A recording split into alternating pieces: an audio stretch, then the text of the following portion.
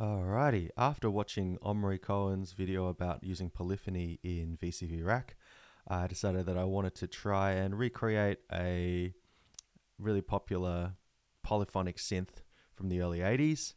There's plenty to choose from, but I decided to go with the Juno 106. So let's start by having a look at the 106. This is it in all its glory. And I find this is a really great synthesizer, especially for people who haven't had much experience with hardware keyboard synths before, because the layout is relatively clear. So that's why I thought it'd be a good example here. We've got the manual here, so we can take a bit of a closer look at the control panel. And what I wanted to do is start by laying out the same kind of modules and components that they have here on this front panel. So if we take it from left to right, you can see we've got an LFO, DCO, which stands for digitally controlled oscillators. They're still analog oscillators, but they're digitally controlled. A high pass filter, a voltage control filter in low pass mode, a VCA, envelope to control the VCA and the envelope for the filter, and the chorus. So let's start by doing that. So I've got a new patch here in Rack, just by going to new and then creating a new patch. I'll just quickly set my audio device. And let's start by kind of arranging this and getting rid of what we don't need. So we don't need the notes. All we want to keep for the moment actually is the MIDI to CV and our audio 8. And then let's keep them on another level just to kind of separate them visually. And then let's have a look at our front panel. So let's get an LFO. So right click, and we're going to stick to the VCV fundamental modules for the most part if we can. So here's our LFO. The next section is a DCO section, or the oscillator section. We'll go into this in detail, but this should be in its most basic form. We could start by using just an oscillator, remembering that we're going to take advantage of the polyphonic functionality of these modules that is now available in VCV Rack.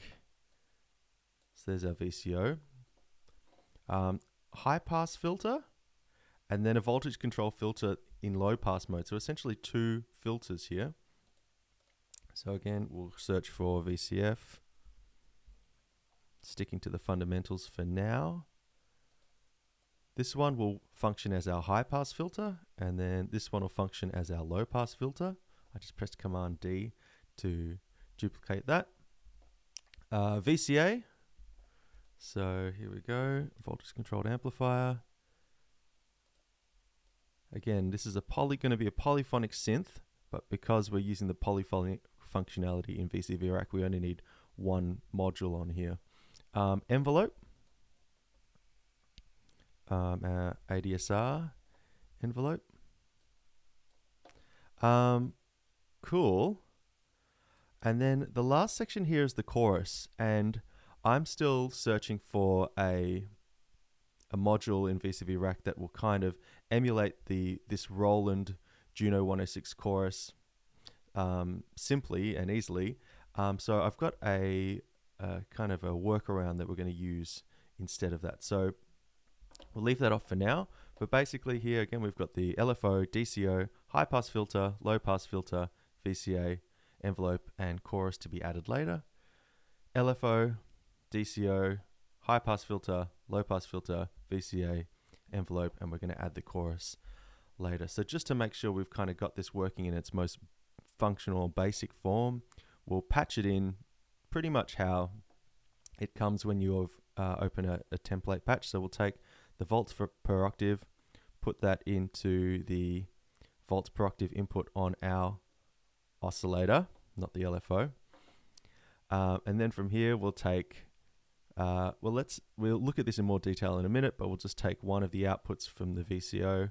Let's take the saw and we'll put it into our first filter, which is going to function in high pass mode.